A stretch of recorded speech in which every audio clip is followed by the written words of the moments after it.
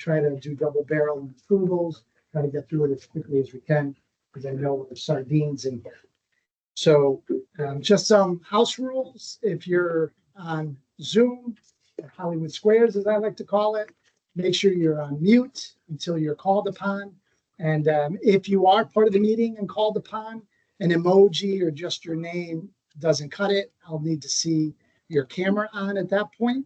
And for our studio audience, make sure our cell phones are silenced. I know no one has pagers anymore. So let's begin with roll call from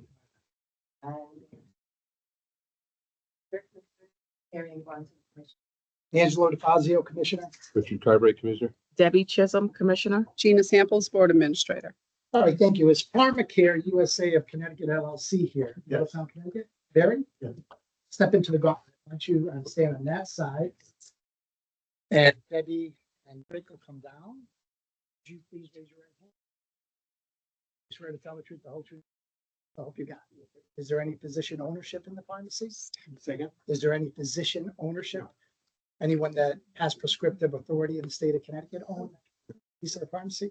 Do you have any sterile compounding or non-sterile compounding that'll take place? Yes. Okay, so the commissioners know that.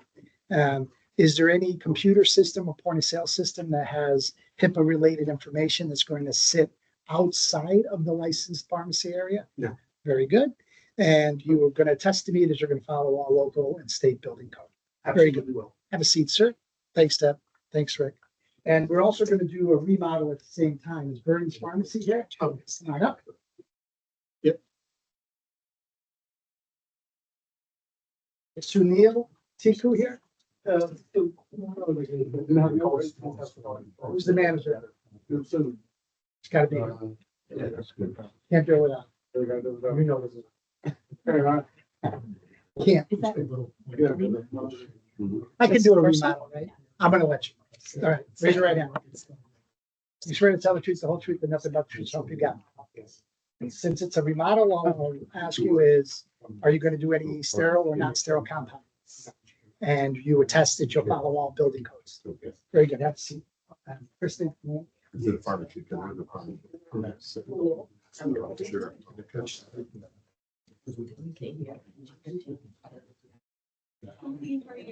Nice to meet you.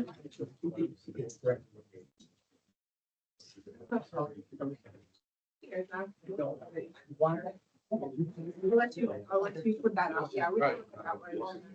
Can I be on the question?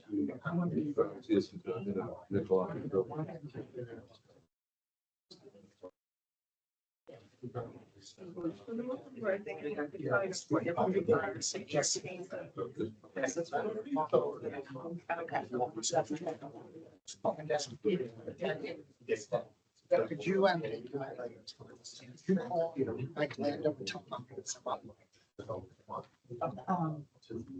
Actually, no, he's next, but just tell him to not be late. No, I would tell him to come now. That's a good idea. Yeah, good idea. He's not doing it. Take care.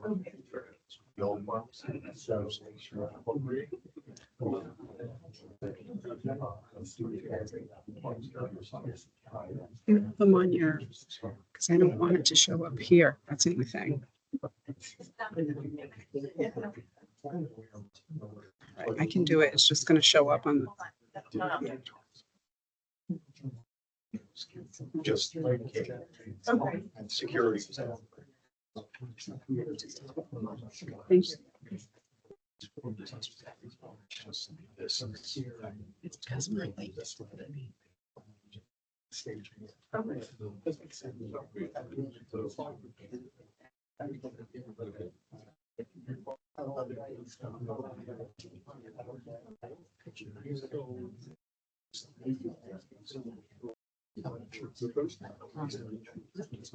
Yeah, go ahead.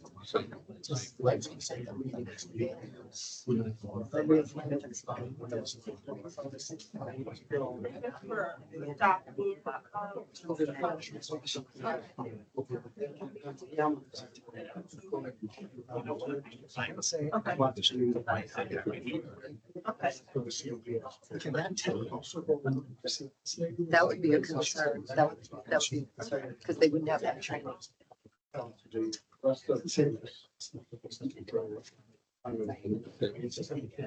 yeah. Sorry. Yeah, I will. Oh, Okay. don't worry. Okay. I had that on. Okay. That's how we cleared it up. So this is where you are. Okay. We were gonna ask. They already secured. The one, yeah, I talked to them. Yeah. So it's the same. It's the same. It's not. It is over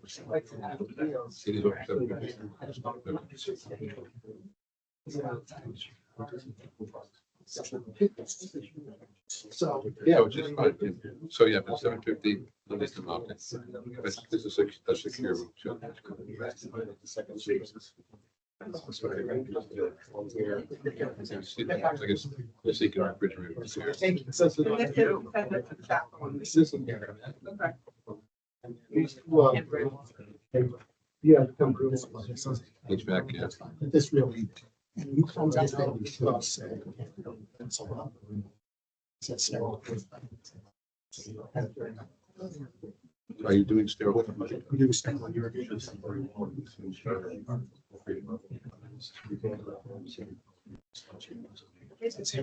we're, so it's. Yeah.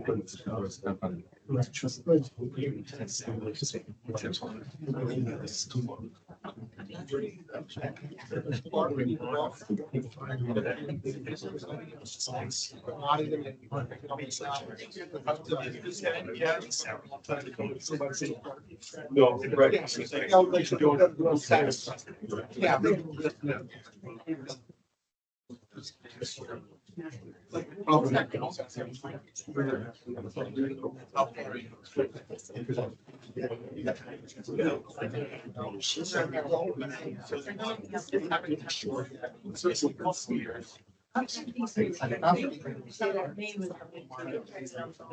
And so like, I think is it will be. Okay, so it's really just the one. I'm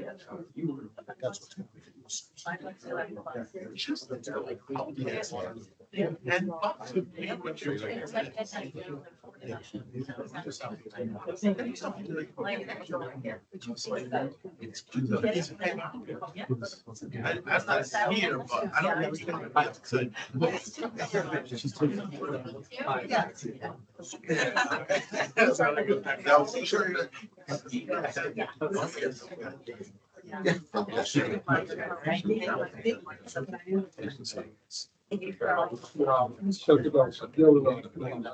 I don't know. Yeah, I think we're gonna go on.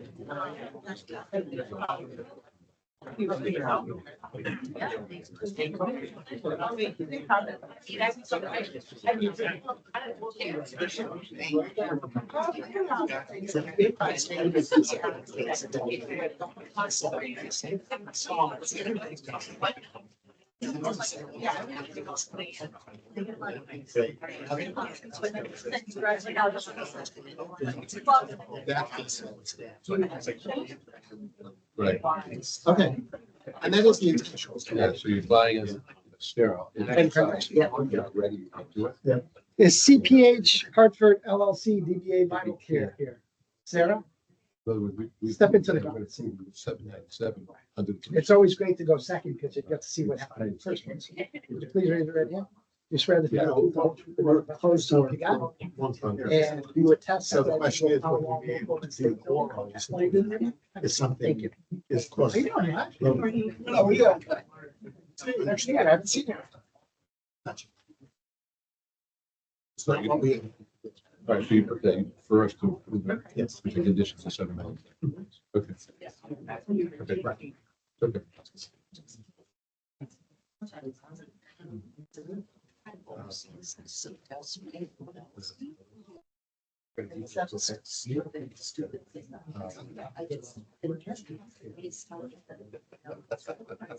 Yeah, just.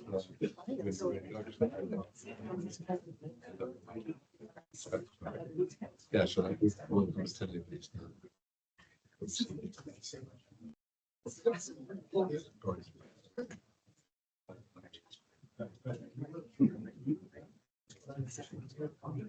So.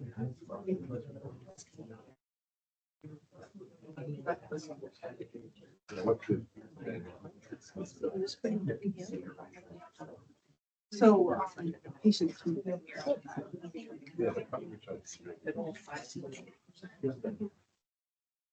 Yeah, I'm almost ready.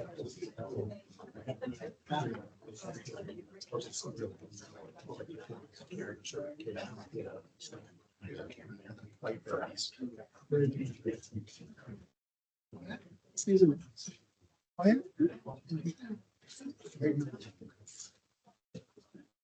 I'm actually receiving you up in the word. Nice to meet you. Nice to meet you. How are you? How are you? So, is he going to be with us? It's very few weeks now. Yeah. Hands up. Yeah. Remember, whatever the fine is, you trip on it. Yes. Just be careful over here. Yep. It's a little bit of a war zone. No, it is. No place to put anything today. Pharmacy relocation, Greenview Pharmacy, is Greenview here. Hi, Scott. Saw the routine. You raise your right hand, please. You swear to tell the truth, the whole truth, and nothing but the truth, so help you God. And since it's a relocation, are you going to be doing any sterile or non-sterile compounding? Will any of the computer systems, point of sale systems, or registers that have HIPAA compliant information in them sit outside of the licensed pharmacy area? Very good. Any physician ownership? No? Yes? Yeah, say no. And you'll attest that you're going to follow all applicable building codes. Have a seat. Thanks, Scott.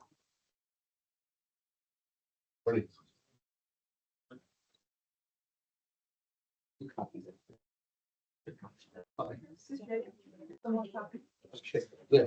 So you.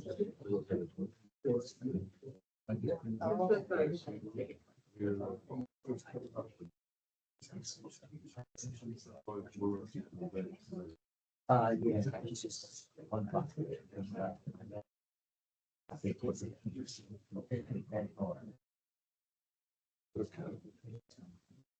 But you see, lucky enough that big way like that. So it's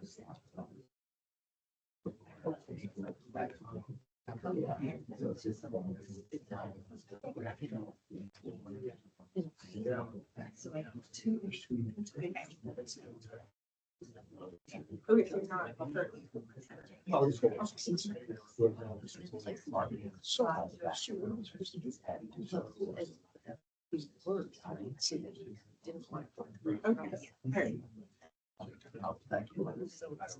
Yeah. That's because, you know, again, I spent a lot of time. And I just, yep. Exactly. Oh, they had the other one last year. That's probably. Thank you very much. They don't have the tools. I can't say that.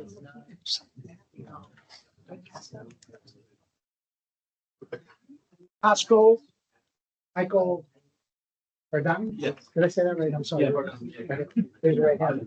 You swear to tell the truth, the whole truth, and nothing but the truth, so help you got. Okay, this is a remodel, so will there be any point of sale system or computer that has HIPAA information on it that's gonna sit outside of the licensed pharmacy area? No. Very good, and you attest you'll follow that local and state. Have a seat. Thank you. Yeah, no, you're good. You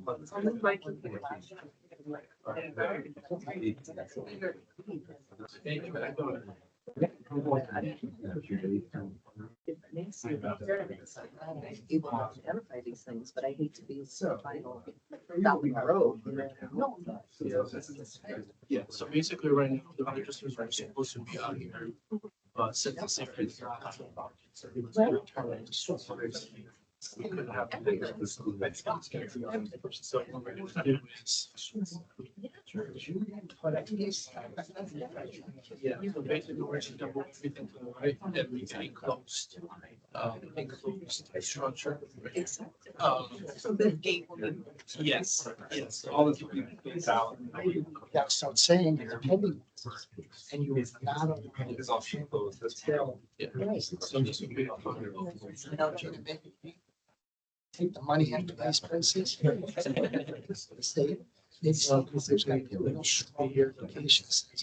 Under no circumstance out of any prescriptions in the state until you are fully licensed. Just that if you are in pending status, that is not considered. That needs to be. I think we need to have real strong.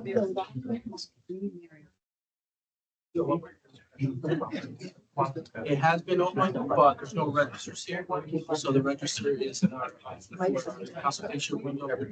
So we just move consultation to the outside. Inside. And it's part of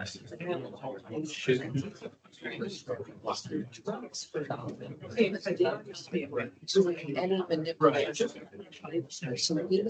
Some kind of. You like. Well, first, Sterile confusion compounding. If you are manipulated. That's exactly, we had a complaint. Okay,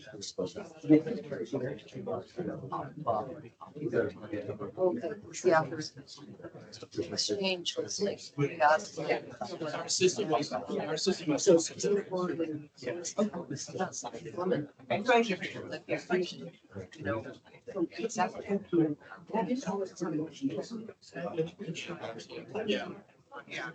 exactly. yeah. Yeah. And as soon as they say sterile infusion. And if we're just not.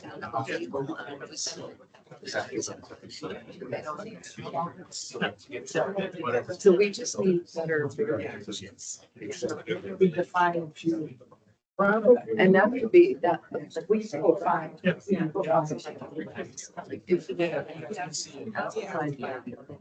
Subsection, put it in there.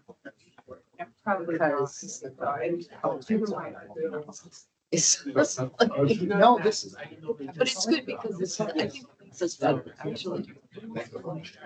Yeah, so there's duplicates here. So there's the. Oh, well, with Massachusetts, no, they didn't do steroid. They were doing intranasal injection, they were having fungus.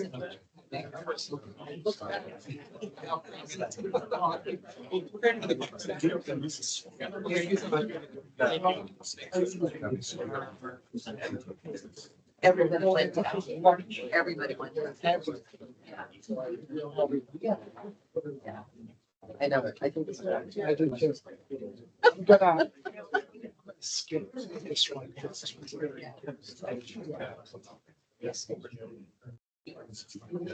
Where's Rich? Is Rich here? CVS Pharmacy 2099? Blue Hills? Okay. We'll go back. ShopRite Pharmacy of Derby? Donald?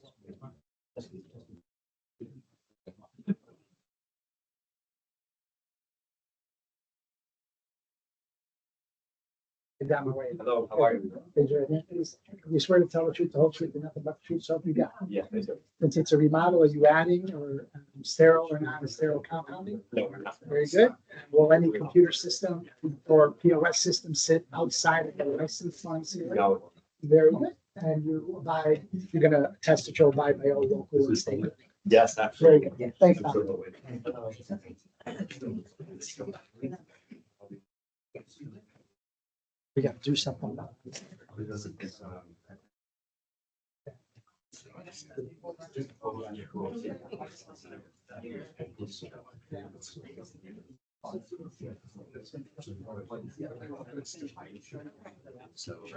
Yeah.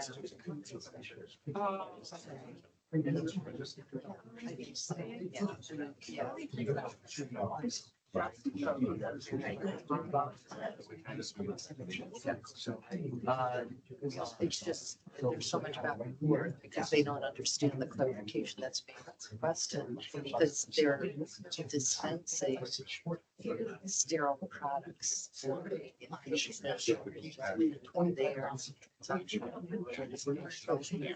It becomes red, and that's why it's special.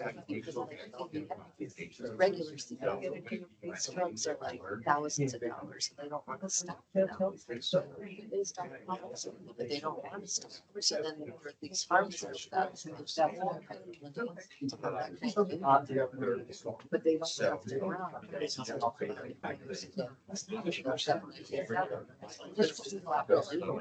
And then it goes into the patient, physician or business person, or they just inject it themselves. So. So, I have so many questions. For sterile,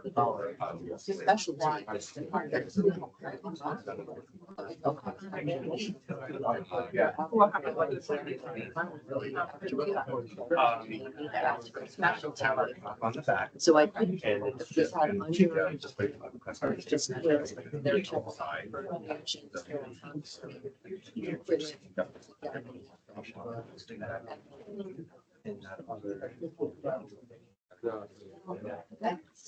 Specialty.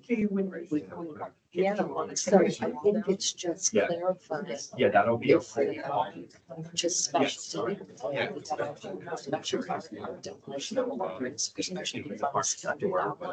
And then the usual definition from our regs under exclusion. And then now it's like, oh, what are you telling me? Yes, that. No real movement in existing accounts. Any kind of. Yeah. I think we're getting better. Yeah. But now.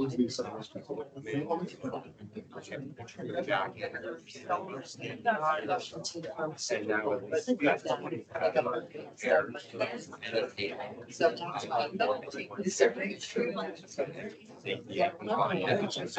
So that's why. Yeah. Yeah, times two. So make sure. Yep. Did you say there's more? Talking about their. Okay. Yeah. I'm not shit on the trailer. That's what I say. It's a 4-month. Every single day. I know it's happening. So lots of freaking. Maybe like. Yeah, they got this. I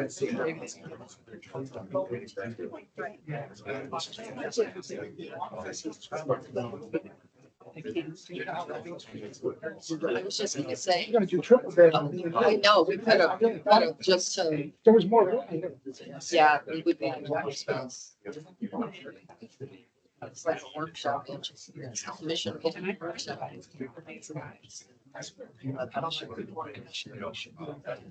I know, that way people learn.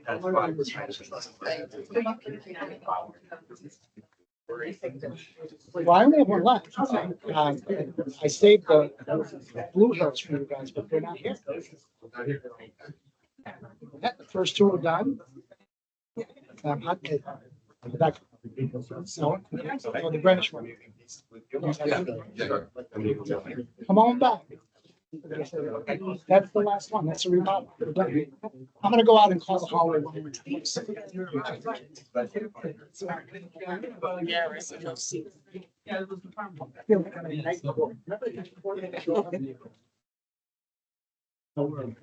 Ready. He's still up.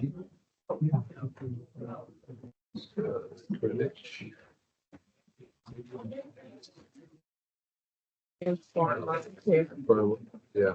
Here. Yeah, farm care. Farm. We had an extra typo.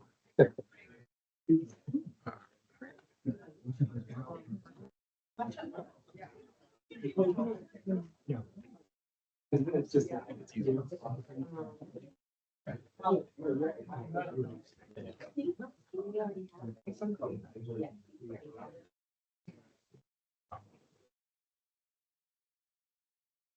call him back.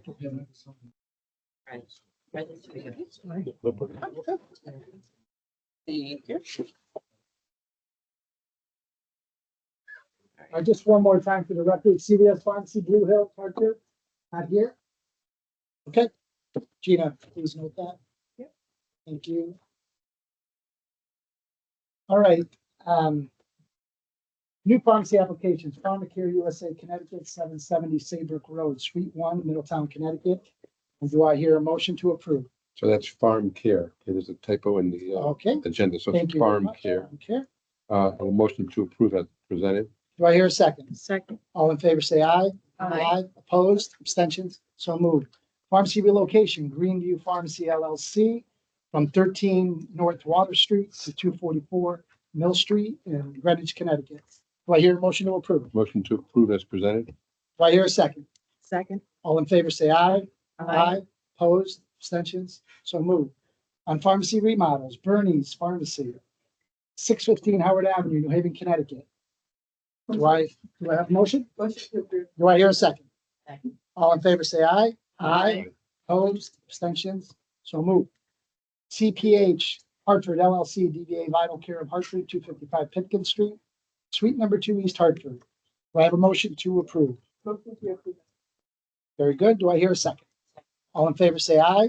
Opposed, abstentions, so moved. Costco Wholesale Corporation, 1220 Tamarack Avenue, South Windsor, Connecticut. Do I have a motion to approve? Motion to approve. Do I hear a second? Second. All in favor, say aye. Aye. Opposed, abstentions, so moved. Let the record show CVS Pharmacy 2099 is absent. ShopRite Pharmacy of Derby, 49 Persian Drive, Derby, Connecticut. Do I have a motion to approve? Motion to approve. Do I hear a second? All in favor, say aye. Aye. Opposed, abstentions, so moved. Very good. Thank you, Commissioners, above and beyond the call of duty today. Thank you. Let's get to our legal. Attorney Ando. Happy New Year to you, sir. To you as well. Thank you very much. How are you? Looks like we have 4 cases before us today. Yes. What can you tell us, sir, about case number?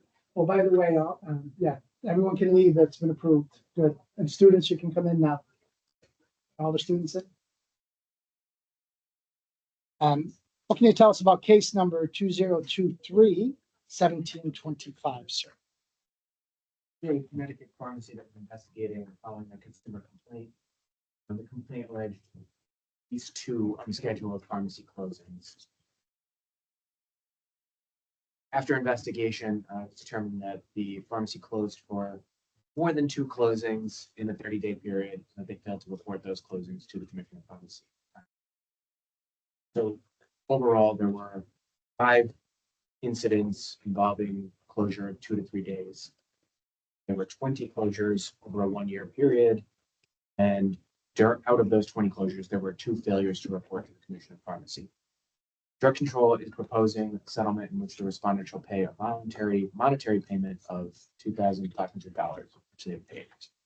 There's no history at this location of their closure issues.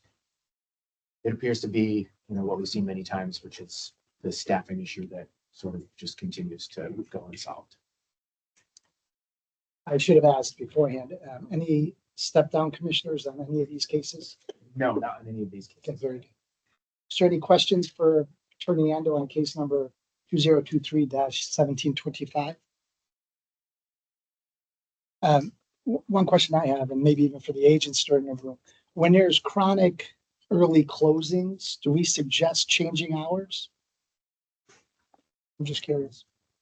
There are cases where hours are changed, often sort of as a result more of an advisement than out of some kind of a settlement agreement. Sure. In a lot of these cases, it may already have happened and continue to be a problem even after the hour changes. But in some of them, that is an option that on paper certainly brings it back. Any other questions for Attorney Ando? Hearing none, I'll accept the motion to accept case number 2023-1725 as presented. Do I hear a second? Second. All in favor, say aye. Aye. Opposed, abstentions, so moved. Case number 2023-1512. This was a Connecticut pharmacy that was investigated following notification of a manager change. They did send a notification into the board administrator. When that individual went in to update the information, it was noted that they failed to immediately notify. So it was a significantly late notification of a change in manager. In this case, for a period of about 7 months, there was no manager of record. So there was a documented manager. Several months later, that manager informed the commission that they were not record anymore. Also did not form timely, obviously. And then there was a period where there was a manager, technically. That manager was on leave, so another person was acting as manager. And so we had layers of different people acting as manager, and there was not the appropriate notifications during that process. So obviously there's a timeline. If the manager is absent for a period of days, they at some point have to report to the Commission of Pharmacy that they are effectively appointing an interim manager. That was not done. The manager change was not done. None of the notifications occurred until several months later when a new manager was coming on board permanently. So drug control is proposing a settlement in which the respondent shall pay a voluntary monetary payment of $1,000, which they have paid. No indication presently that there is an ongoing problem with no manager. And in this particular instance, the pharmacy itself did have someone who was acting as a manager. However, the notifications were insufficient. Any questions for Attorney Anda? Was the person who was acting in a qualified position to be? There was, to my knowledge, there was no approval problem on any of these folks who were acting as manager. They just never appropriately indicated that they were the acting manager. They were qualified but not approved for this role. I have a question. So the acting manager wouldn't have notified drug control of their position? They would wait for who is responsible for executing the notification? Statutorily, they should have notified. Right. The manager should notify. But we're finding, who are we finding? Finding the The person? or pharmacy. In some of these cases, the pharmacies take on that role. They're using their district leadership to perform their notifications. Okay, It's sort of a better practice as an individual to notify the commission on your own. right. It's better to have two Because it's their emails come in license. than right. So in this case, it's falling on, although it was actually the first manager who left, who did notify the commission eventually. It should be something that the pharmacist manager is taking on of their own, about volition as well. But it does apply to both of these entities, both the licensing entities, I should say, the individual and the. Any other questions for Attorney Anda? Hearing none, I'll accept a motion to accept case 2023-1512 as presented. So moved. Do I hear a second? All in favor, say aye. Aye. Opposed, abstentions, so moved. Case number 2023-1048. Can you tell us about this one, too? Similarly to the last case, this pharmacy was investigated following notification from a former manager that there was a pharmacy manager change. And it's alleged again that the pharmacy failed to notify the Commission of Pharmacy timely that the pharmacist had ceased management and failed to enroll a new manager to take their place. So initially it stemmed from also absence of greater than 16 days, which is also a required point at which a new interim manager has to be appointed and the commission has to be notified. In this case, there were emails in mid-June that a manager had left at the end of May. So it's a little over 2 weeks, approximately 2.5 weeks after they left, indicating to the commission that they had left. About a week after that, there were emails from the corporate entity saying that there would be a new manager effective shortly thereafter. So we're looking at a period of about a week and a half where there actually was no manager. I'm sorry, about a month and a half where there actually was no manager. So in both of these notifications, there was not timely notification to the Commission of Pharmacy. Both of them were late. And for that period of about a month and a half, about 6 weeks, there was no interim manager. There's no acting interim manager. So there actually was no one acting as a manager as opposed to just a failure to notify. So the Council for Drug Control proposes a settlement in which respondent will pay a voluntary monetary payment of $3,000. Present, there doesn't appear to be any problem visible with a lack of manager.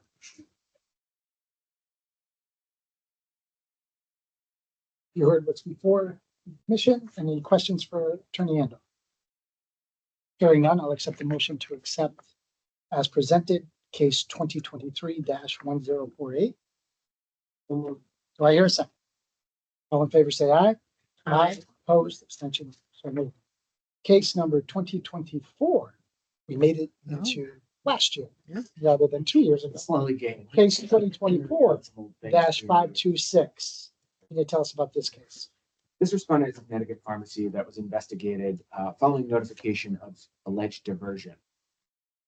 Some of the drugs diverted were controls. So obviously there's a DEA loss report that should be filed after a suspected diversion or loss of controlled substances. In this case, the controlled substances that were stolen were not reported to Consumer Protection timely. They were not reported to the Commission of Pharmacy timely. So there was a report of a loss from a pharmacy manager. The date of confirmed loss was about 2 months after the actual loss. This is a pretty unclear timeline. Trying to just distill it down a little bit. There was suspected employee pilferage. The police were contacted. Local law enforcement was contacted by the pharmacy. At some point, there was an interview by the corporate entity in which the individual confirmed that they had diverted approximately 7 tabs of dextroamphetamine. So following this, the police were notified and drug control was notified. But drug control was notified significantly after. There was cooperation from district management after this point. At this point, we have an individual who admitted to more than one theft of drugs. The others were non-controls. They were, your typical kind of I have a headache today, so I'm going to take something type of situation. So in this case, there was some minor non-controlled theft. There was a small number of controlled thefts. There were significant extenuating circumstances which were explored in a separate case against the pharmacist. This individual present is now practicing in the state, but this case is focusing on the pharmacy. And the issue primarily here that drug control focused on was that the pharmacy failed to immediately file with the Commissioner of Consumer Protection a signed statement of facts, a list of the controlled substances stolen, and documentary evidence that local authorities were notified, and that they also failed to report the theft within 72 hours. So this is a significant issue, obviously, because there was a report of this theft. For some reason, that information was not made forthcoming to drug control their investigative purposes. A little bit of an unusual circumstance. So drug control is proposing a settlement in which respondent will pay a voluntary payment in the amount of $1,000. They have paid it. There's no particular indication we'll have a reoccurrence of this kind of behavior. It's a little bit of an odd set of circumstances for a variety of reasons. Some of which are implicated more in the pharmacist case. And there was no step down on this, right? No. Any questions for Attorney Andy? I have a comment. Yeah. So when it was finally reported to drug control, that was significantly post 72 hours, right? Yes. So they did discover the loss early on, and they didn't notify drug control.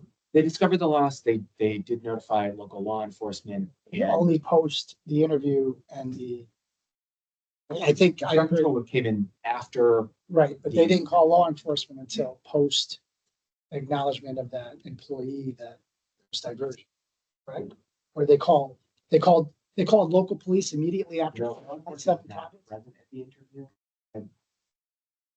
I want to give you It's like- Well, I'm only curious because $2,000 doesn't sound like a deterrent. But in this case, the pharmacist is also, there's a case also open with the pharmacist. So because of that, I think it's more palatable. Any questions or concerns? Hearing none, I'll accept the motion to accept case 2024-526 as presented. So move. Do I hear a second? All in favor, say aye. Aye. Opposed, abstentions, so moved. Any data or analytics coming forward? So as you be surprised to learn, we have about 3 lost cases right now. It seems to be a trending topic here. We have a couple no manager cases in the works right now. As currently always, we have a few closure cases in the works right now. A couple cases that involve some relatively significant record keeping issues. And then we have another tech acting as a pharmacist case. So I know that the last time we were in here, I think I told you we had 3 of them in the works. Some of them they've been resolved, but not all of them. Notice, I'm sure that they did not come before the commission, were resolved alternatively. Those types of cases are often solved through surrenders. So that's kind of what's happening right now. We have some other ongoing things, and I know I've been in touch with a lot of you for some other cases coming up for step down matters. I would like to actually introduce someone here from the side, and I'm putting him on the spot a little, but we do have a new attorney who's starting with drug control, with the consumer protection representing drug control, and he's going to be doing pharmaceutical work, which I'm very excited about. So he's in the traditional space. Brett Ayala is over here.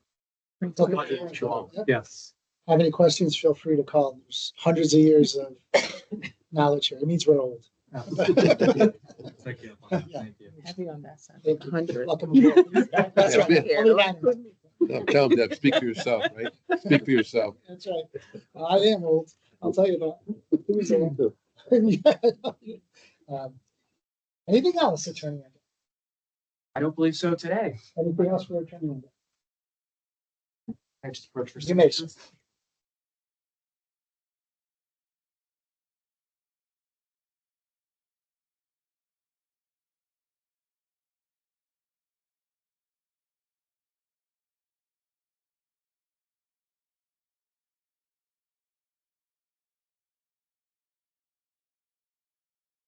Was the baby? Oh my gosh. Somebody is case done.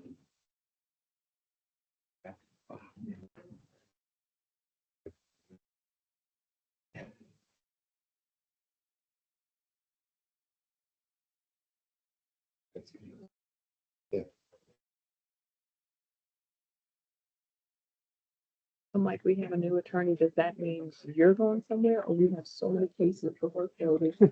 It has expanded tremendously. The line is probably more than doubled since I started. So in addition to cannabis being its own unit. we Gotcha. have some extra Gotcha. help, so- Okay. Sorry, you guys don't do cameras, right? See yourself like you did, man. I've never seen two attorneys. All right, very good. I'm gonna change the agenda because the room's so crowded to free up some space. So I'm going to push the first-time managers up on the agenda.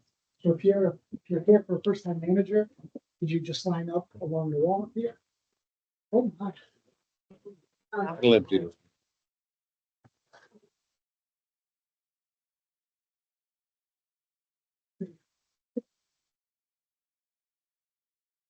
It looks like a lot more people than are on the list. Let's see. It just looks that way. All right, so I'm gonna do an attendance and a roll call. I'm apologizing ahead of time because I'll probably really ruin your name. So I'll do the best I can. Okay? Alicia Veronic, very good. Thanks, Alicia.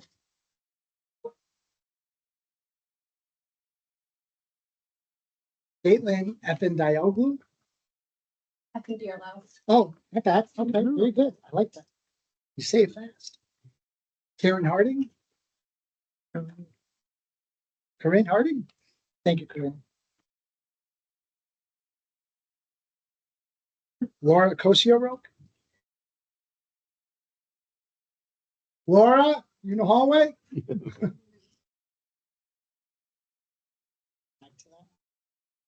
Linda Zoom, shoot. Thank you, Linda. Mohammed Mansour. Thank you, Mohammed. Jin Min. Thank you, Jen. Rin, is it Moen or Moen? Rin, thank you, Rin. Thomas Ortiq. Thank you, Tom. Atali Patel. Thank you, Atali. Milan J. Patel. And Brittany Suto. Thank you, Brittany. Jen Zhang. Thanks, Jen. Angela Fortuna. Thank you. I tried to make it really time. Is there anyone here I didn't call that's here? Me? But he's reciprocity. He's also First time. first-time manager. Yeah, he is supposed to be Barry Lefkowitz. Oh, okay. Well, I didn't know that, or else I should have made that announcement earlier. So, okay. Then. Barry Lefkowitz. And that was associated with Farm Care Farm Care. USA.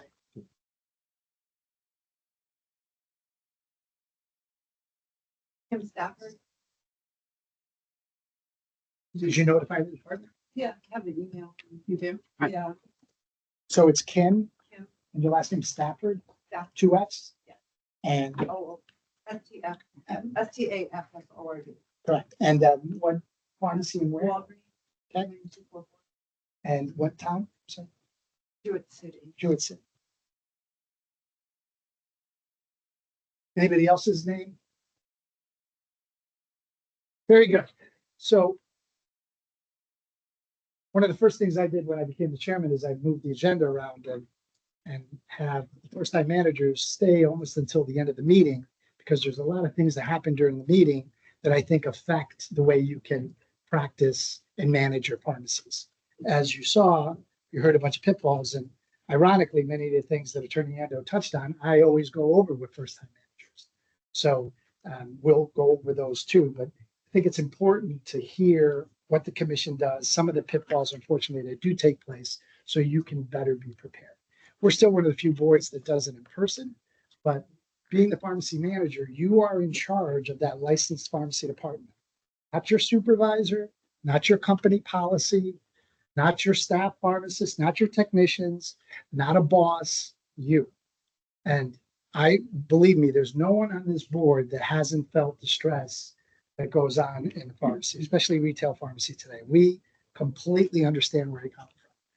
But if you don't take action and take responsibilities to make sure you tell your supervisors, your company, whether it's an independent, a big box, a chain, to let them know that, hey, I need help, I need better ratios, I need another pharmacist, I need technology. If something happens, it's still on you, the pharmacy manager. Okay. So let's get to some of the few things that we often see. I can't possibly go over all that you're responsible for as the pharmacy manager. Our drug control website at connecticut.gov/whatever, you'll be able to search and figure it out, has a great FAQ on pharmacy managers. It's fantastic.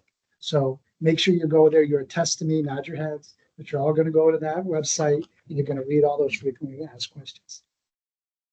Okay. Some of the common things we see, obviously, in inspections is how many hours a week does a pharmacy manager have to work minimum?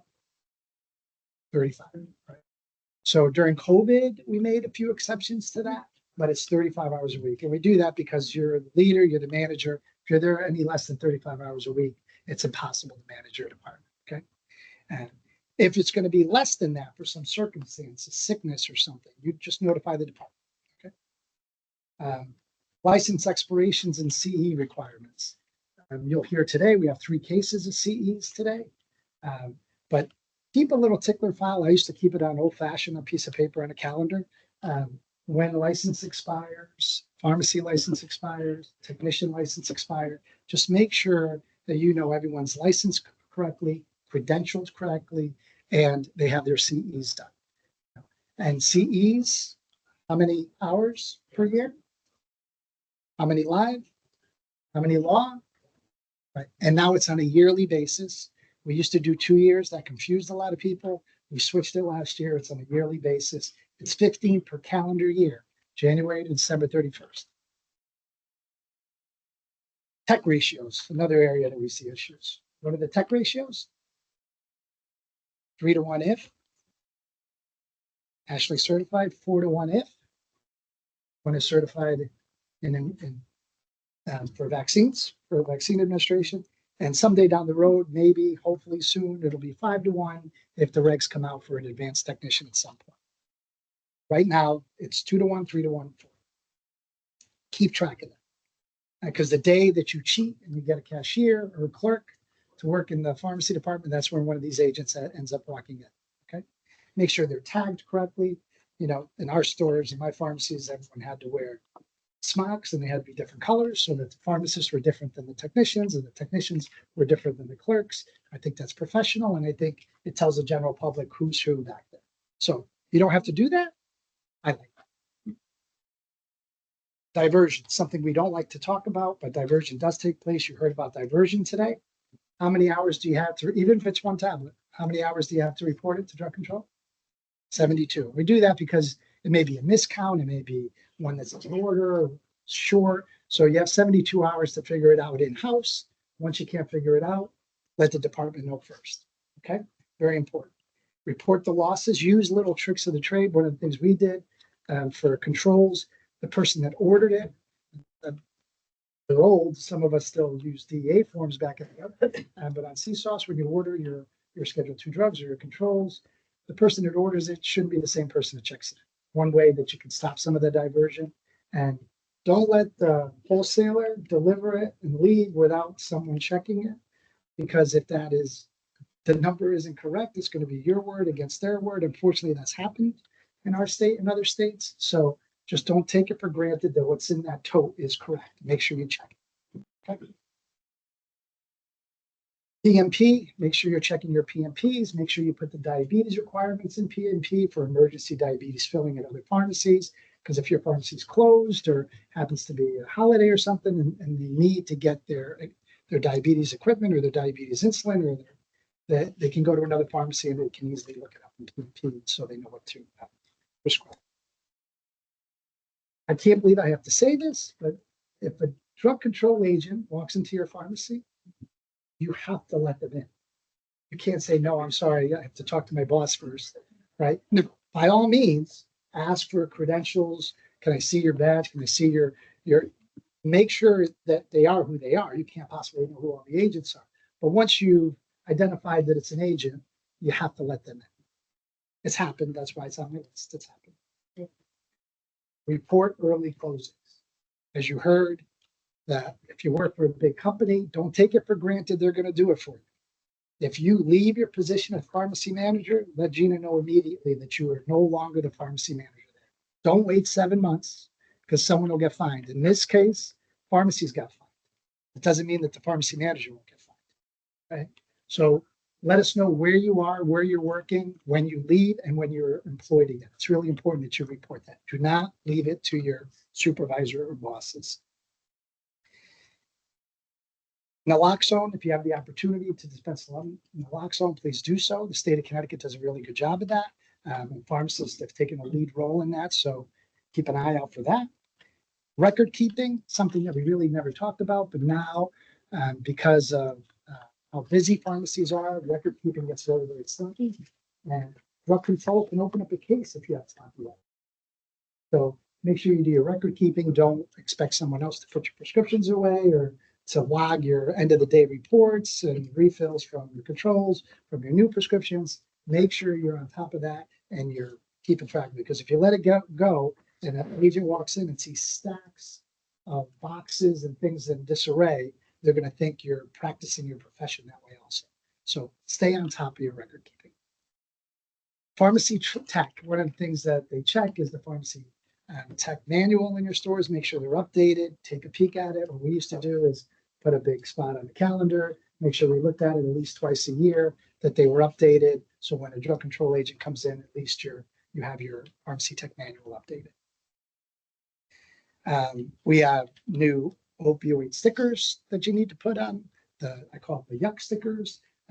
I think Nathan's here from the Connecticut Pharmacists Association. I do believe you're still selling them. Is that correct? We are. Yes, if you need to purchase any profit center the CPA can have is a great thing for us in our state. So please continue to purchase them from CPA if they're still available. Before I finish with my comments, I'd like Commissioner Nguante to speak to you about the MedWatch program. Commissioner? Thank you, Chairman. Well, congratulations on your promotions to manager. That's a great thing. The whole spirit of everything we're talking to you about is just to make you better, right? And successful at what you're doing. So we like to mention the FDA MedWatch program. You can sign up to get the push emails, and it's all current, real time, what's reported in the fields. In the summer, there was an issue with syringes manufactured in China, and they weren't compatible with a lot of United States pumps and inferior quality. That came out through MedWatch.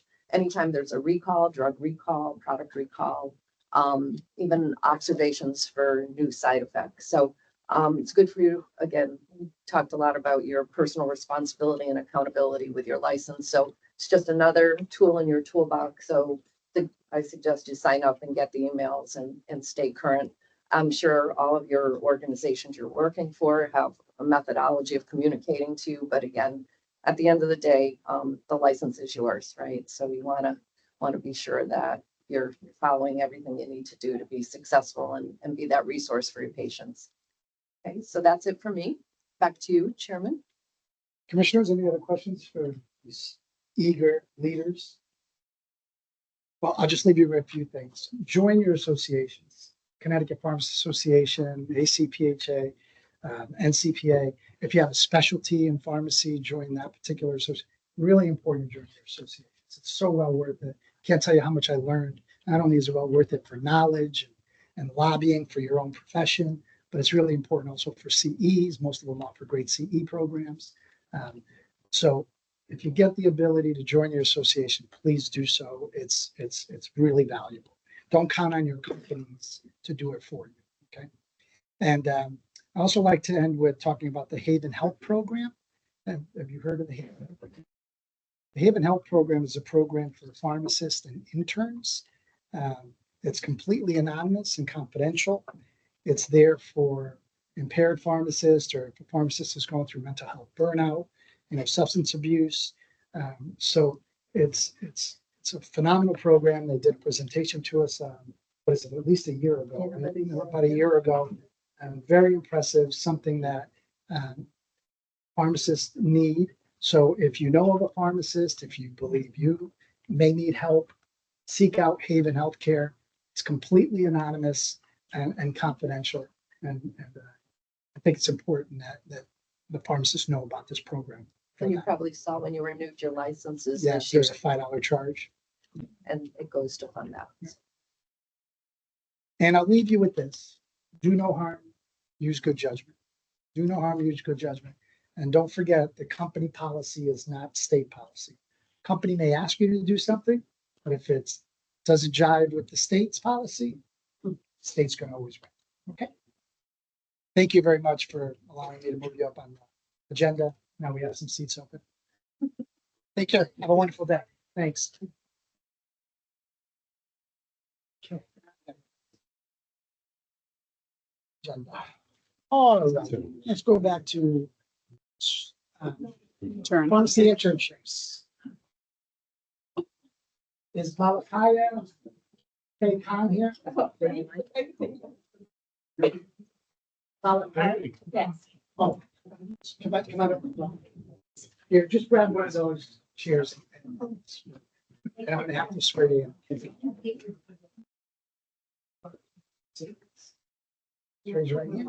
You swear to tell the truth, the whole truth, and nothing but the truth. So, for the record, could you state your name and spell your last name? Malika Khan. K-H-A. Mexico. So we like to talk to our pharmacy interns, find out if they've practiced anywhere before, and, you know, where you're gonna be practicing, who you're gonna be practicing with. So why don't you tell us a little bit about your career? So, So, I trained in Canada actually. oh, what kind of that? Yeah. I moved in late 2023 to Connecticut. So I had practiced, I graduated from pharmacy school in 2014 in Canada. So I practiced in Alberta for 9 years. And then I moved here. Back home, I practiced for a little bit in retail pharmacy and then transitioned actually into a correctional facility, which we call institutional pharmacy. So I did about 50% clinical and 50% dispensing. Calgary Flames fan? Edmonton Oilers. David. Greatest player in the world. Yes, he's I'm really a good. huge Yeah. hockey. Huge. How are you? Okay, so you know the Oh, yeah. Calgary Flames. Oh, yes. Oh, yeah. So why don't you tell us where you'll be working? So I'm working with ShopRite retail. And do you have a preceptor? Or, I do, yes. It's at the ShopRite of Hampton. his name? It is John McCarthy. John McCarthy. Very good. How's the Canadian system versus ours? I'm curious. Better, worse? Which one would you choose being in both countries? Since Canada's gonna be another large state soon, right? According to the president's- Number 51. No. Just kidding. I can't. So I had been out of retail for quite a while, but comparing to what I was doing when I was a student and for a short period when I worked as a pharmacist there, it's quite similar. What I would say the biggest differences are probably the brand names of drugs here, and then the insurance system's a little bit different. It's done electronically, but it is a little bit different. I guess like what's in network, out network, that's not a thing. Yeah. So that's. If you're an independent pharmacist in Canada, can you make a living at it? Okay. I'm just curious. Yes. Je parle pour le français, you know what I mean? Oh, very good. Any other questions for? Thank you very much. Keep track of your hours, just in case. Keep track of your hours. How many hours? 1,500. Isn't it 1,500? So make sure you keep track. Okay? Can I ask You a may. question? So with ShopRite, they were wondering if they could have me rotate at different stores. And John McCarthy is at one store, which is ShopRite of Hamden. And they were wondering if I could go to like Orange and. As long as he signs off on it. Correct. Yes. It's fine. Should be As fine. long as John McCarthy signs. Sounds good. Correct. It doesn't have to just be John. Right. As long as you are the only intern at that, working in an intern capacity at that pharmacy, then whoever's working with you that day can sign off on your hours. At that time. Correct. You just have to make sure you keep track. So the company can have 10 interns, but as long as 2 aren't at that site at the same time. Correct. Okay, so just so I understand, like if I was to go to ShopRite in East Haven and work under pharmacist Jennifer that day, is it Jennifer signing off or not John? Okay, thank you. John, But you can't need- say you got your intern hours, John. Okay. What they told me, and sorry to, I don't want No, to please. waste time. What they told me is because they will be able to throughout ShopRite track my hours via payroll. And so they were curious whether John could just do all of it. No, Okay, okay. because he's not physically supervising. Okay. See, we don't need AI. I have my. This is my AI. It's not artificial. You're good. Excellent. You're good. Okay. Thank you. Thank you very much. Is Abdullah? Ragheb?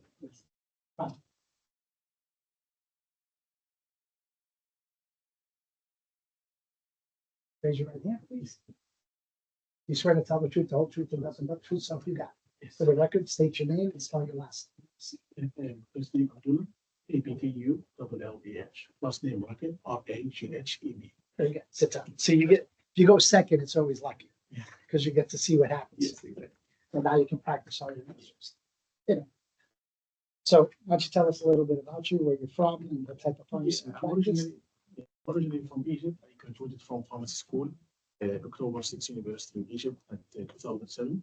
I moved to America in 2018. I was working as a pharmacy technician in New York. And now, after I finished my equivalency exams to be able to practice pharmacy intern in Connecticut, I decided to practice the intern license here. So after finishing the 15th, I will be able to go through the matrix. What type It of takes time pharmacy? for me just to finish the equivalency because we have a very difficult exam, the TOEFL exam. It takes for me a while to pass it. For the test of spoken Yeah. English, yeah. And now the AAPP don't provide us a FPGA certificate. They only made it electronic. So that's why I didn't get the FPGA certificate on my hand. It's just in my e-profile. Yeah, I sent it back to the email that they don't issue right now. They don't send us. It's in there. So when we get your application, we look at the applications, it's in the NABP profile. We can see whether or not they've passed. Yes, I got it on January 3rd. 2025. Congratulations. Congratulations. Yeah. Very good. What type of pharmacy did you practice in Egypt? And mainly I practiced for 11 years in the pediatric oncology field. I was a clinical pharmacist. I was verifying, checking all the chemotherapy medications mainly for the pediatrics. And also I have a lot of rounds in the bone marrow transplant departments. And I was mixing IV medications mainly, and also 50% dispensing medication also to the patients. And who are you working for here? We're in medicine pharmacy with I'm sorry. in medicine pharmacy. Okay. With the Sharif El Rifai. We have a record of that? Yes, I can't spell it. Very good. Very good. Any questions? Keep track of your hours. Yeah, just make sure you keep track. Thank you very much. Welcome Thank aboard. you. Congratulations on it. Congratulations. Very good. Thank you. Excellent. Okay, we don't have to do motions or anything. All right, it must be January. Must be January and there's CE requests. Smaller number. Is Vincent Oh, any more? Cherry? Come on up. Sure to tell the truth, the whole truth, and nothing but the truth, so help you God. Yeah. For the record, state your name and spell your last name. Very good. Have a seat. Okay, Vince. You Chinese old as my father's. So Gina, on these CEs, thank you. You did a phenomenal job summarizing it on one sheet. So I don't have to go through all the other sheets. I appreciate that. But if you'd like to just summarize what you discovered upon audit of the CE and whether or not they notified us that they needed an extension or whether we discovered it out. So why don't you tell us a little bit about it? All right, thank you, Chairman. Mr. Bucieri contacted me via email and said that he was missing some CE credits. So I did review his NABP monitor. He also gave me detail of what he was missing. In looking at his CPE monitor transcript, he had 20.25 hours. So he had them in home credits, but he, and the law, he completed both those requirements, but needed the 5 live to be compliant. And looking back, because we look back at the previous year, which was a biannual, Mr. Bucieri was compliant. So he does need, as of today, when I last looked, he does need 2 live to be compliant for 2024. Have you done it? So you're compliant As of this moment. as if we, Yes. I think I can speak on behalf of the commission. Thank you for following the rules correctly and not answering yes to something that you know was not truthful. Thank you for getting them done, but you will still have to do 5 for this year. Correct. Okay. Correct. So, that's right. Okay, very good. So just make sure, and we know that these 2 that you just did will be retroactive to your license period 2024. You're still responsible for 15, 5 live and 1 law for 2020. Okay. I will make a motion to approve Vincent Bucieri's extension. Do I hear a second? Second. All in favor, say aye. Aye. Opposed, abstentions, so moved. Thank you. Thank you for coming in. Thank very you. much. That's. That's how it's supposed to be. I wish they were on. Let's continue the theme. Vanessa Pierre Louise. Hi, Vanessa. See, again, it helps go in second. See, my son plays hockey and there's complicated drills sometimes. So I always tell him never go in first because that guy's going to screw up the drill. Go second or third so you can see. So you're lucky you're second. Raise your hand, please. Do you swear to tell the truth, the whole truth, and nothing but the truth, so help you God? For the record, state your name and spell your last. Very good. Have a seat. Thanks, Vanessa. Gina, what can you tell us about Vanessa's argument? Yep, Ms. Pierre Lewis contacted me via email on January 6th to tell me that she was missing some CE credits, and she did send me an email in detail as to the reason why, which I did include in the summary. So in looking at what she needed to complete, she only had 5.50 hours of home credits. So she still needs to do her 5 live and 1 in law to be compliant. And just to note that when I did look at her previous year, she was licensed in 2023, so she was waived for that renewal year, that renewal period. And as I looked at her CEs today, and I had the suspicion because she was coming in that to ask for the request, there were none done as of to date today. Is that true? Yes. When were you licensed in 2023? Was it late in the year? In February. In February. So I read your email. I think everyone has. So you thought you were also going to be ready for 2024? Yeah, I thought It's a long waiver. 2023. Because I didn't think I had to do my season 2024 for 2020. Are you currently employed in the state of Connecticut? I Are you a pharmacy manager? I Did you appear before me as a pharmacy manager? did. It was Oh, it's Hollywood Squares.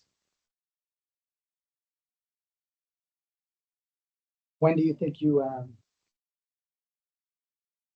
can have all the credits completed by? in different. By April? Why do we say May 1st to be on the safe side? So it's a yearly, every year.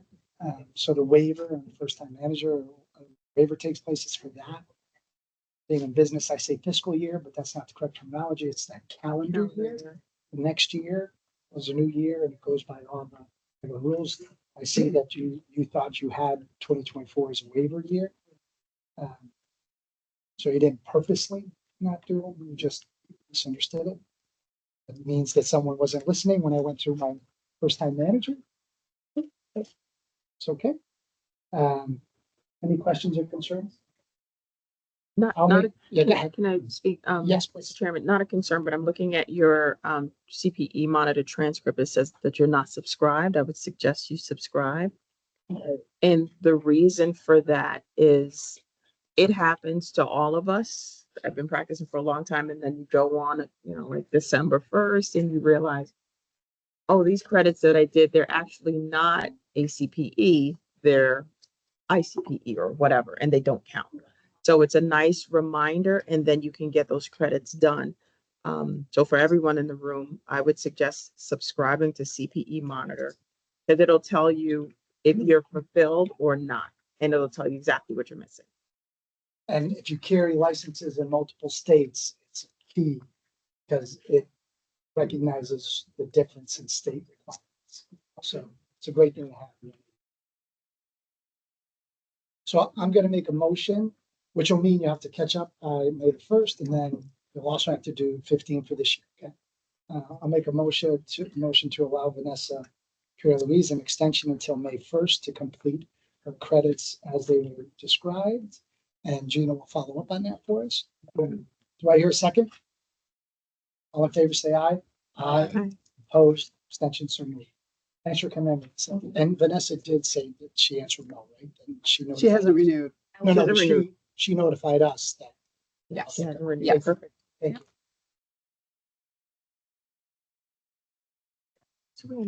She has it renewed. But she's Another CE. I'm sorry, Oh. Mr. Chairman. Yes, Question. But the expiration is January 31st. yeah. it's So this- she's going to renew now? Yes. Okay, Oh, yeah, gotcha. yeah. Gotcha. She Okay. has until May 1st. So Gotcha. she's got February, March, and April. So maybe mention that you have to renew before the end of this month. Yeah. Okay. Just want And to then make you sure. have Yeah, I tell 3 her that. months Yeah, just want to make sure that she doesn't. until May 1st to catch up. And this one is virtual. Pardon me? Vickim Purcell. Yes, and that's on Hollywood Square. Yes. Is it Vikram Patel? Did I say that That's correctly? fine. Can you hear me Yep. okay? I can. Can you Very hear me? good. Are you in a motor vehicle? I am. Have you been in a motor vehicle the whole time of the meeting? For the most part, yeah. Don't get a I ticket. try. You're not double parked, are you? No, I travel for work, so I spend a lot of time in the car, but I'm in the parking lot and pretty safe. Oh. Okay. And where are you now? I'm in New Jersey, but I live in Florida. You're in New Jersey, but you live in Florida, but you're licensed in the state of Connecticut? Oh, this is the- Correct. And do you practice pharmacy here, or is it for your job you have to be licensed here? It's really something I've kept just to maintain it. I work in research and development for a pharmaceutical company. Okay, very good. Gina, can you tell us about Mr. Patel's audit? Mr. Patel did notify me on January 23rd that he is dealing with some medical issues with his son. And looking at his transcript, he had 17 home credits, and he had his law. He needed 5 live to be compliant for the 2024 renewal. And looking at the previous biannual renewal, he had 30 credits, but he did miss the 5 live. So those are in the 2022 renewal. He missed those 5 live, even though he did have his 30 and he had the home and law. And did he answer yes, that he was compliant? Yes, he did. In the 2022 renewal, he did, as I imagine he thought he was compliant because of the amount that he had. Mr. Patel, can you tell us why you didn't do the live in the previous cycle? So generally, I get live credits at conferences, and I attend the Managed Care Pharmacy Conference, and I'm not sure what happened, why that was not reported, so I'll have to look into it. But generally, that's how I do my live credits, and that was my plan last year. But unfortunately, with all this going on with my family, it was tough. I had to cancel the conference. So it seems like either a technical glitch or an error on my part where the credit was not captured. Do you believe that some of your 30 hours in the previous cycle may be mislabeled? Should have been live Again, before? I don't know definitively. Sorry, I didn't mean to cut you off. I don't know for sure, but I did attend the MCP conference, so I'm not sure where the error occurred. Either I didn't register for the right way or they didn't transmit the report.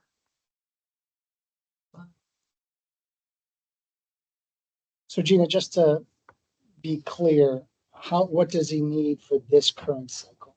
So the current cycle for 2024 renewal, he needs 5 live to be compliant.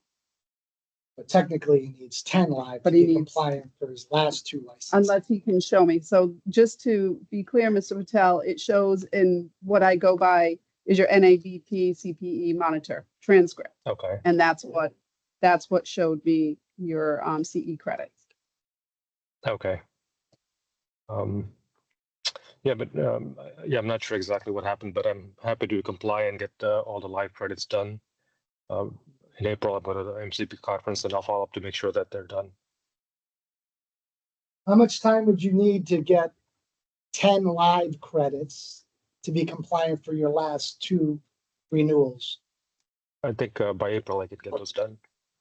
By Actually, I did one April? yesterday. Yeah, and I did one yesterday, and it doesn't show, so I'm not sure where Okay. the glitch is. So I'll have to follow up.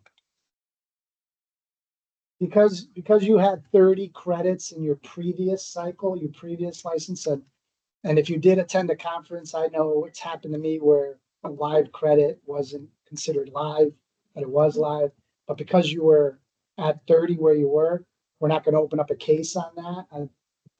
But I do need you to make up those 5 lives, so, I'm willing and or that they're in agreement to extend to May the 1st, by May 1st through the month of April. You'll need to make up 10 live for the last 2 renewals. Okay? And then you'll still be responsible for 15 for this year, 5 of which must be live and 1 of which must be long, right? Okay.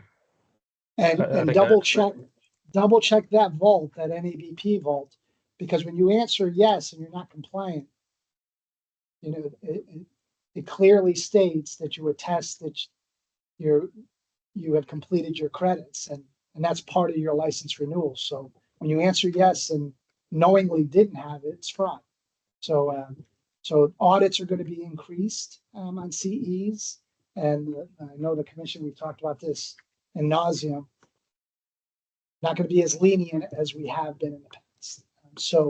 So if you can make up those 10 live by May the 1st, I'd be willing to make a motion to extend Mr. Patel for May the 1st to make up those 10 live CEs. So I make a motion. Do I hear a second? All in favor, say aye. Aye. Opposed? So moved. Okay, you can start your card now. All right, just a quick question. Should I go ahead and renew the license for now? Yes. And Yes. okay, all right, perfect. Thank you. Yes. Thank you. Okay. That's fine. Now I'm sure there's more to come. All right, first time managers we did. Photon Health, is Star Trek in the house? I owe you. I've got completely addressed. I'm sure to tell the people that's not for something. Yes. And for the record, Their services. Yes. Prescribe. Very good. Okay, I know we have the large presentation of Photon Health. Why don't you tell us a little bit about your company? Sure. And in the media should be performing here in the state of Connecticut. Yes, so my name's Emily Howe. I'm a pharmacist by background. I'm not licensed in Connecticut. I've never practiced here, but I'm licensed in the States. My entire career has been in pharmacy technology, specifically in patient technology. So creating new pharmacy services and products for consumers that they can interact with on a digital basis. So my first job was I was the first employee at a company called PillPack that went on to be acquired by Amazon. So it's nice to be back in the Northeast for a little bit. So today I'm here presenting on behalf of a company called Photon. Photon Health is an intermediary, and it is in line with your rules in section 20-614 of your, whereas we kind of practice similar to the intermediaries that exist today. So you may think of things like SureScripts, or there's some other new entrants. FDB Vila is another one. So you probably had them all present for you before. The main difference between Photon and those companies is that we also provide a consumer interface. So what that means is right now, when anybody goes to the doctor to receive a new prescription, your doctor may say, okay, I sent your prescription to the pharmacy that you put in your profile a year ago, and hopefully it got there. And there's really not much communication or transparency to that patient until they arrive at the pharmacy and hope that it is actually there and that there's no issues. So kind of what Photon has created is a way for patients to have a more proactive and transparent choice in choosing their pharmacy after a prescription is written, and then updates on the status so that they can kind of hopefully preempt any issues before they show up wondering where their script is. Obviously, you're HIPAA compliant with Yes. information. So I can kind of run down a little bit of the specs, but we are HIPAA compliant. We work with providers and pharmacies all across the US, and we're also SOC 2 compliant, which is a really traditional like requirement for health plan security. So it's actually quite a bit more rigorous than HIPAA. It requires really deep encryption of data and privacy controls. And it also even requires what they call a penetration test, where they actually like test the entire system to see if anybody can get it. And we pass all of it. And how do you monetize the data? We actually don't monetize the data. Right now, what we do is we function far more like an EHR, where the people that pay us are the prescribers that use the platform. So it's more like they choose to work and write prescriptions in our platform, and then we also serve as the pipes to get those prescriptions to the pharmacy. I'm sure at one point, like we may monetize in a similar way that FirstScripts does today, where the pharmacy will pay a small couple cent fee for receiving the prescription. But I don't know. I don't think that's live yet. So if it's prescriber induced, is the prescription steered to a No. So favored? no. So the entire point of the platform is when when a prescription is written in the Photon platform, the patient receives a notification saying you've been prescribed XYZ. Please choose your pharmacy. And they have the full list of pharmacies available to them that they can choose at that moment. And one of the things that we really hope to do is that people will be able to have like a more transparent choice when they're choosing their pharmacy. Like right now, all the pharmacy registries are based on location. That's the sole factor in choosing a pharmacy in your EHR.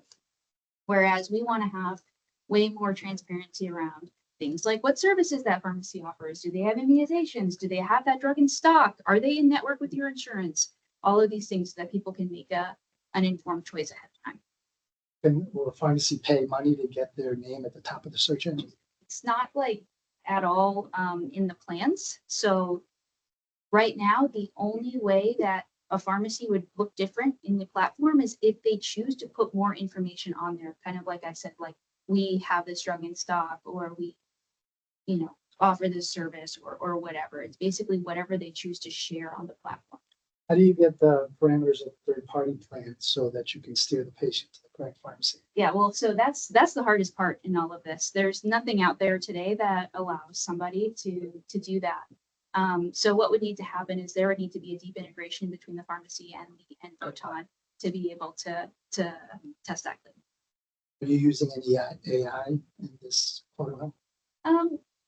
I wouldn't say that we're using AI in any unique ways. It's probably just the same source of technology that has been used. Some people may call it AI now, but it's the same sort of. So how will you know if the product is not available? Are you going by the nationwide? How will you know that pharmacy doesn't have it on the shelf? That will also come down to an integration. So similar to the other intermediaries out there, there needs to be a connection on both sides for there to be proper data flow. So our hope is that by working with pharmacies and integrating into their software, we can present a larger amount of information. There'll be a charge by that pharmacy software company. Yeah, potentially. Yeah. So what about PAs and things like that? Will Yeah.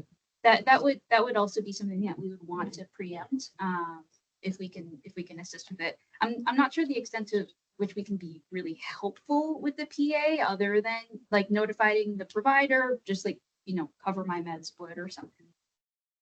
We could notify the patient. How about coupons and things of that nature for certain specialty pharmaceuticals? Yeah, that's actually one of the kind of cool parts about this too is because we own the data rails for the prescription information flow, we could have additional fields that are not present today. So like, for instance, you could include somebody's plan information. You could include a coupon information, like that sort of thing, which is kind of hard to do right now with the current fields on the prescription.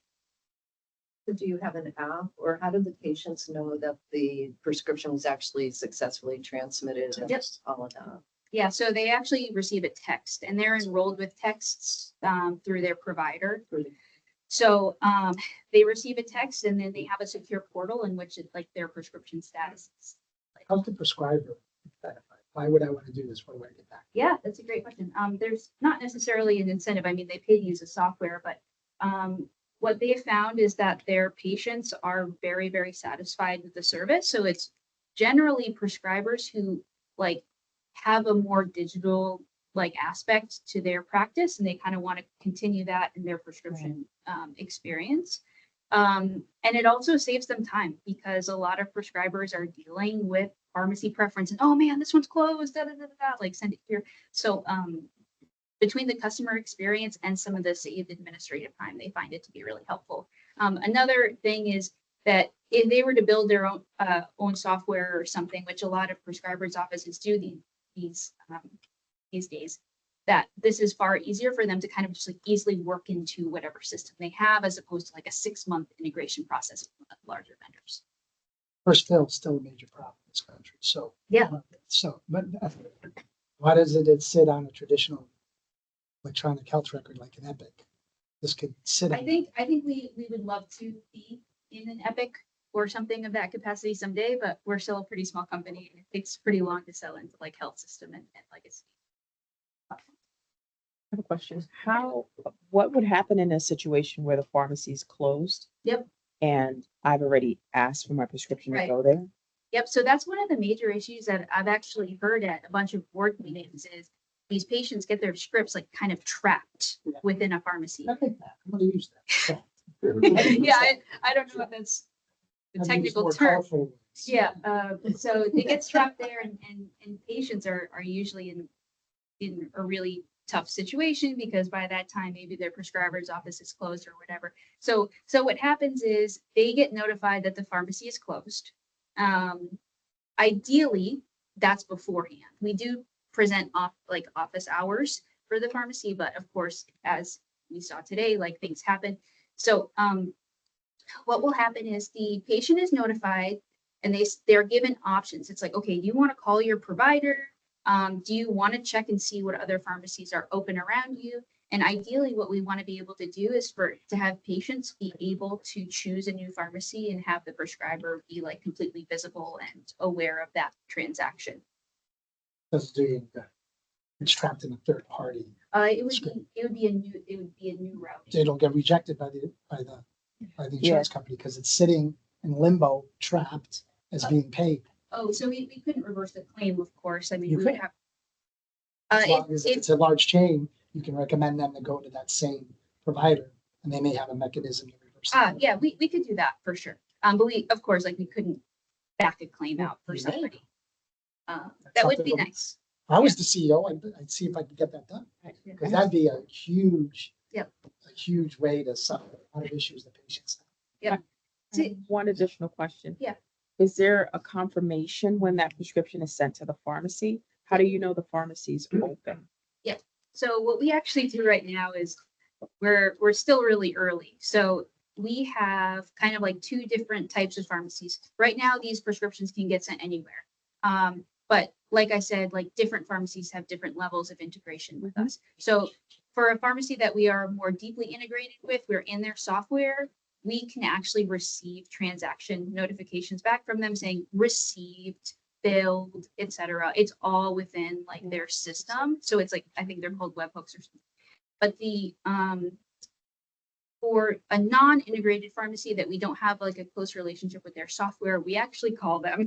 It's like a very like hands-on right now, just until we can get all of the software integrations that we need. Do you have pharmacies that are integrated with here in Connecticut now? Any national contracts? So we do have one national contract that we are working to approve in Connecticut right now with one of the major chains. They've already approved us, but we're just, they're waiting for this approval to turn it on. Any other questions? I have 1,000, but it'll take too long. I'm really into data exchange and AI stuff, so this is great. Any other questions? Hearing none, I'll accept a motion to approve Photo Health as an intermediary in the state of Connecticut. Do I hear a second? Oh, I made the motion. I'll make the Yes. motion. Do I hear a second? Second. All in favor, say aye. Aye. Opposed? Abstentions? So moved. Emily, you did a really good job. Thanks for your time. Have a good Yeah, good luck. Sticking with technology. Nuclear Pharmacy Training Program. NPHS Nuclear Pharmacy Technology Training Review. Program presenters are illustrious Dan Carpenter, Drug Control Agent, State of Connecticut, and Anthony Colangelo from Cardinal Health, that we know very, very well. And a few others. So who's going to be? Maybe. Talking? Well, I need to swear someone in here. Before. No, but there's. Brown's a pharmacist. He's, What's your last name? Brown, Brown, BROWN. You swear to tell the truth, the whole truth, and nothing but the truth? I do. So, you got it? For the record, state your name and spell your last. Andrew Brown, BROWN. Very good. Why don't you pull up a seat, okay? And where's Dan? Dan's right here. Dan, are you also going to be speaking or just ad-libbing? Speaking, but I'll be Ad-libbing? liaison. The liaison. Very, very good. All right, great. I think we all had a chance to look at the detailed slide. I know Anthony's been before us many times before, and he represents Cardinal Health and its nuclear pharmacies in multiple states, right? Or just multiple states? Connected. Okay, very good. So why don't you start for the reason for the pharmacy nuclear training program, and if you could tell us a little bit about it, why you think it's needed. Okay. Thanks. Well, we're basically here to request approval from the board for our internal nuclear pharmacy technician training program. Comprehensive program. We sent you a preview. I brought along Andrew Brown, as I introduced earlier. He's our director of pharmacy practice for Cardinal Health, and he's very well versed with the program. So I'll allow him to go into the weeds, if you will, on the program and detail it, and hopefully answer some of your specific questions about that. So tell us a little bit about it. So for background, my name is Andrew Brown. I'm a board certified nuclear pharmacist. I have a PharmD registered pharmacist in the state of Ohio, but I'm part of Nuclear Precision Health Solutions pharmacy practice team. So we oversee compliance with Florida pharmacy regulations for 120 pharmacies plus in 45 states. We have around 700 active pharmacies. So part of a large portion of our business revolves around our ability to meet regulatory compliance in a very specific field of nuclear pharmacy. And so in doing that, we provide targeted training for our pharmacy technicians. I provided the slides as an overview for this, but we believe that this program equips pharmacy technicians specifically for our business, but in a broader sense, prepares them to practice as pharmacy technicians in any setting. So if you'd like me to get into the details of the program, I provided those in the slide deck provided. So this program is built, not in a vacuum. We have learning professionals with advanced degrees in education, as well as subject matter experts. I was a primary contributor, but we have senior pharmacy technicians that contributed to the program, other pharmacists that contributed to the program, and refinement of building this program to meet, as I said, the unique needs of a nuclear pharmacy, but can be broadly applied to pharmacy technicians that would practice, I would maintain, in any setting. The program is designed, again, by learning professionals to be able to provide foundational introduction information in an e-learning format that equips them to be able to have essentially that intelligent discussion, right? Just enough to be able to interact with their preceptors, the individuals within the pharmacy that are teaching, and really get on-the-job, hands-on experience. We want individuals learning in the setting that they're going to be working in. And so we provide in that structured activities that, hey, talk to your preceptor about what's this piece of instrumentation? How do I work in an ISO 5 PEC? How do I do environmental monitoring? How do I do all of these aspects? And it's hands-on, on-the-job training. And then those are supplemented with qualifications of, again, whether it's discussion, whether it's a learning object that then has that individual demonstrate competency in those tasks. So as I provided an overview, again, of the individual sections, so we stepped through the program in an organized fashion and provide an overview of regulatory compliance from both Board of Pharmacy requirements, licensure, elements like that, into specific tasks within the pharmacy, as well as basic patient safety elements. How do you, what is the importance of accuracy of transcribing information, documentation? How do the activities that you as a pharmacy technician perform ultimately impact patients? The responsibilities that come with that, and proper interaction with your pharmacists. What are they responsible for, and what are you responsible for? So again, as a lot of the information we provided, I would say that I think holding this up to the light of currently approved programs such as PTCB, it's not a perfect match, right? It's not hand in a glove. But I think that overall, the program meets many of the requirements of those programs, such as drug information, proper interaction, elements like that. I know for context, there were some questions about how have other states approached this. So the program is currently approved in a number of other states, Florida, Indiana, Georgia, West Virginia are ones that come to the top of my mind that have already reviewed the program, approved it for pharmacy technicians. New York. Or no? I don't believe we run it through New York yet. So the technician would receive a certificate, Correct. and is there required CE on a yearly basis to keep that certificate? Like, will you, like updates and, Yes, there is an annual training component to all of our. very good. How many hours is the training program initially when you run them through it? That's a good, it can vary. Typically 6 months of on-the-job type training along with the didactic coursework. But that's very typical time frame for completion. So that's pretty standard though, the 6-month training. Some people, some candidates complete it quicker, but we like to see it completed in that time frame. Because we look kind of for consistency, you know what I mean? How many techs in Cardinal Nuclear have gone through this? Quite a few. Nationwide, Yeah, just curious. hundreds, I think. I could generate a report, but I'm sorry. Yeah. Painting It's with such a broad brush. specialized field that I think that this is important.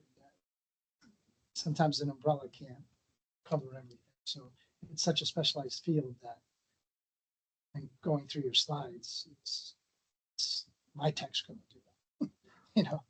It's very, very specialized. So any questions for Andrew or Anthony, or I'm sorry, Josh, how are you, Josh? Good to see you. Good. How you been?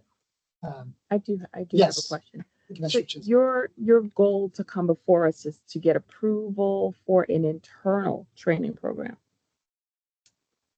Are they required to to get approval for an internal training program? Well, I think you want that third tech to be able to. I guess Are you looking that's the at part that I'm improved missing. Ratios or? Well, yeah, along with the recognition of our training program. I mean, we're approaching this from the regulation of section 20-598A, which says that we can seek approval from the board for an internal training Okay. program to be equivalent to the national pharmacy So more certification. the validation of the program. Okay. Yeah. I just want to understand why we're approving this. Yeah. What exactly? Okay. That's And understandable. I know I've said this before, because of your specialty, sometimes you're penalized because of the generic 3-to-1. I understand that. We talked about that in the past. And That's right. thank you for seeking this out. That is right. For seeking this out. And because of your special nature in this, I'm very willing to approve this unless there's any concerns with other commissioners. No, that would be my next question. Are you seeking to have this be somewhat equivalent to PTCB in the nuclear pharmacy world and extend your tech ratio? Is that what your ask is as well? Is that a part of this? I think I answered that. Yeah, I just want to Yes. confirm. yeah, Yes, okay. yeah, we would like individuals that have completed the program in the Be eyes of the considered a 3-to-1. commission to be equivalent to Okay. PTC. I just have one question. So if you get a technician that's already was a hospital IV technician, right? Trained in sterile technique and 797 and USP 800 and all that. Does your period get shortened for the hands-on? You run them through like they're a new person. Yeah, and I like that. And we have had to be, just to be clear, we've had a nuclear pharmacy technician training program running for 15 years. Yeah. Is we have always trained the unique demands, things such as ALARA principles, radiation control, instrumentation Right. are so unique to nuclear pharmacy. We need our technicians to understand that and to be able to operate, say, like we need to train, it's our responsibility to train. Yeah, So we're gonna do it. What we're asking is that the board recognize the training as. We would be remiss not to provide. Right. I mean, even taking a nationally certified technician off the street, pharmacy Right. trained, and bring them in and say, hey, you're certified, you know, you go through our program would be a previous era. Yeah. So, Commissioner Carberry? Yeah, I just want to have Dan maybe make a few comments on it. Dan? Any comments? So I would, I mean, I concur with what was presented. I was practicing nuclear pharmacist for 18 years and board certified nuclear pharmacist for 14 years. And like Andrew was saying, there's no, hand in glove fit for sure.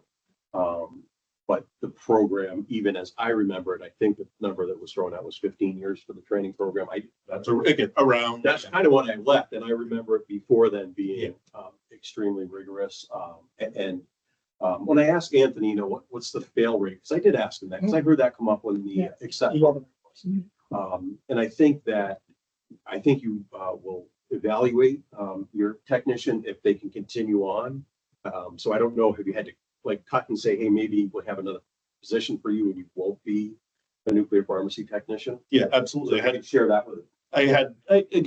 I would say it's infrequent. Is our screening of applicants is rigorous. Through I think Josh or Anthony could speak to it, but we generally don't hire technicians if we don't feel that they're qualified. We vet them through the hiring process.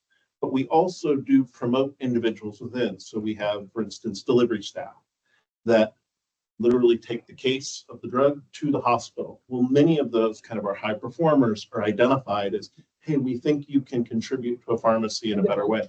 And so we do have individuals that we identify through that process. And I just had one this week of, please withdraw this individual from the training program. As they got into it, they realized, maybe it's a manual dexterity issue. Maybe it's you name it. And they say, this isn't for me. And they withdraw. So there is a path. It's not that once you enter the program, you're automatically through. Is if you don't demonstrate that you're able to meet the qualifications, and we do have people withdraw. I will say it's rare. But yeah, it's not for everyone. We do pre-screen, and we do from time to time find that someone's, not cut out for the program. And, we'll reassign them to other job responsibilities. So there's plenty of work to do in the nuclear pharmacy. Any other questions? Thank you, Dan, for that. Hearing none, I will make a motion to approve the NPHS Nuclear Pharmacy Technician Training Program as presented. Do I hear a second? All in favor, say aye. Aye. Opposed, abstentions, so moved. Thank you, gentlemen. Great. Thank you so much. Thank you. Oh, let's see, what's next? Reciprocity? Commissioner Linder, can you tell us about the laundry list of reciprocity candidates? Yeah, we did have quite a few responses. Wow. I did take a look at them. All are complete. Thank you, Gina, for compiling the interviews as well. So with that, I will make a motion to approve all applications. You heard what's before the board. Do I have a motion to accept the reciprocity interviews? So move. I will second it. All in favor, say aye. Aye. Opposed, abstentions, so moved. Very good. Now to the short, brief, easy presentation of non-resident pharmacy applications. So you want me to do them in buckets? Yes, and I have to recuse myself from this one.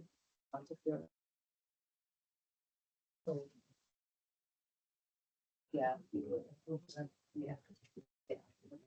All right, let's start with the new non-resident pharmacy applications that are approved. And you'll see that's a very small bucket on the list. Yeah. Commissioner Nguyen. Thank you, Chairman. So you will see my report, and we did kind of segment it into different actions that need to be taken. So we'd like to present now the non-resident pharmacy applications that I recommend we approve. With the exception, I have to stand down on Montepure Medical Center. So I'm going to present Current Health, Ella Pharmacy, Regents of the University of Michigan, and UK Specialty Pharmacy, and for approval. Yeah. So the four pharmacies before us, do I have a motion to accept the approval? Do I hear a second? All in favor, say aye. Aye. Opposed, Abstentions, so moved. I will make a motion to accept Montefiore Medical Center DBA Montefiore Community Pharmacy from Moses, Bronx, New York for approval. Do I have a motion, a second? All in favor, say aye. Aye. Opposed, abstentions, so moved. Non-resident applications approved with additional information. Commissioner Guante. Thank you, Chairman. These are all names and applications that have come before you before. They were deficient in either, some element of information that we needed. And Gina was successful in securing the appropriate missing documentation. So I'd like to move forward and have us approve this list of 2, 4, 6, 7 non-residents applications that provided us additional information.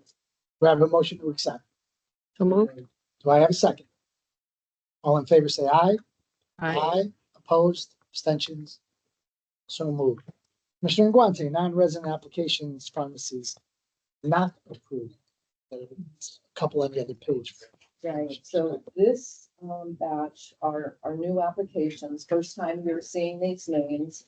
I'm recommending we deny them at this time because they either didn't understand the application or they applied for again, something that didn't really fit their business model. What I'm seeing is a lot of the specialty pharmacies are checking off that they are infusion compounding pharmacies, and then when you go back to clarify that, in fact, they are not doing sterile compounding. So we're talking amongst ourselves about some possible clarifications on the application that might help with that. But that was kind of the root cause of most of them. On the second page, I want to call your attention to premium healthcare from Miami. And again, we're going to deny that one as well, but that also has come to us by way of drug control with a case. So we're seeing more of those types of activities. But for this list, these are the ones we are going to deny this time. Anything for Commissioner Guante? Hearing none, I will make a motion to approve the denials that Commissioner Guante has presented to us. Do I hear a second? All in favor, say aye. Aye. Opposed, abstentions. Commissioner Guante, non-resident request for sterile compounding. So we also find from time to time that the non-resident pharmacies are engaging in their practice and then they want to add a service to the residents of Connecticut, which, you know, is great for our residents to have more access and more choice. However, in this one, I am recommending we deny it. This is also a drug control case right now for some issues that have come to the attention through a complaint to drug control. So this is the AP Max Incorporated doing business as South End Pharmacy in Houston, Texas. And my recommendation is that we deny it at this point in time. Do I have a motion to accept the denial of AP Max Incorporated? Do I hear a second? Second. All in favor, say aye. Aye. Opposed, and abstentions. So moved. Just, I think it's important for all the commissioners to hear this, because going forward, Commissioner Guante made reference that 2 non-licensed out-of-state pharmacies are before the board, before drug control, by sending prescriptions to the state of Connecticut. So it's something that we're going to have to pay attention to. We'll probably have to have a Zoom meeting with the appropriate people and notification as such, and to make sure that now that we have a second attorney in-house, make sure that the consequences for those actions are grave, steep, heavy, appropriate. Thank you. All of the above, because pending doesn't mean you're licensed here. Denial doesn't mean you're licensed here. Our job is public safety for the residents of the state of Connecticut. So just wanted to let all the board members know there'll be actions coming down the pike with that. Anything else that should come before the board? Chairman, you got to approve the minutes for I know November. I am getting. Okay, Just in sorry. just in case somebody wants to say they're having a birthday Okay. party. Just because everyone's been here so long. I know. I just want, Hopefully everyone had a chance to take a look at the minutes. If there's any mistakes, omissions, corrections, Hearing none, I'll accept the motion to accept the minutes for the November meeting. Do I hear a second? Second. All in favor, say aye. Aye. Opposed, abstentions. Thank you for putting up with the long. Appreciate it. Thank you. Okay. Motion to adjourn. Second. All in favor, say aye. Aye. Opposed, abstention. That was sore throat. Please see the call. Thank you, guys. Dan, thank you very much for helping out with that. I always wondered why you glowed so well. I forgot your nuclear career. I thought it was high blood pressure, but now